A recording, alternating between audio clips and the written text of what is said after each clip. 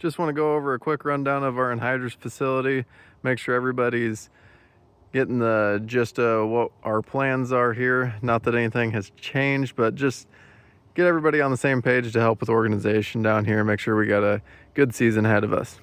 So when you come back and return a tank, you need to bring your tank onto the scale here and go in and follow that check-in process. If you would exit the scale, and once we get into season here, a lot of these fulls will be moving.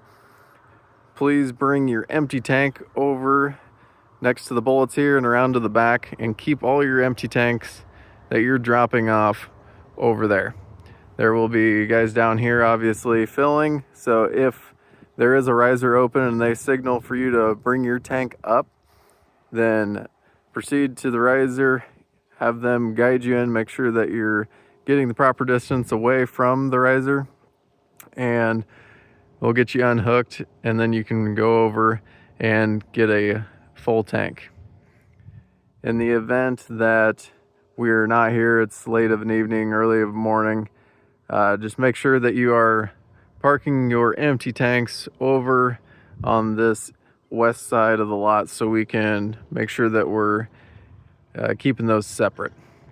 With that being said, we're going to make sure that our full tanks are always stationed over here, like I said, as we get into the heat of the season.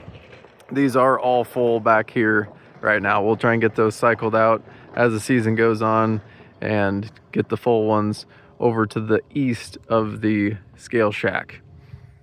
As far as bringing your tank up to the riser, just want to go over a couple things here and some safety measures. So you notice we do have the water tanks here, so in the event for any reason that an anhydrous is leaking out or we got some sort of emergency issue, those black tanks are all of our water tanks there.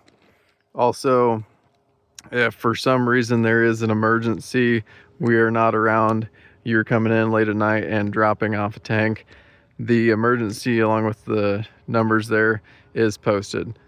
Obviously, step one, if it's a serious issue, call 911 and then proceed with getting a hold of the rest of the emergency numbers there, making sure that we're knowing what's going on.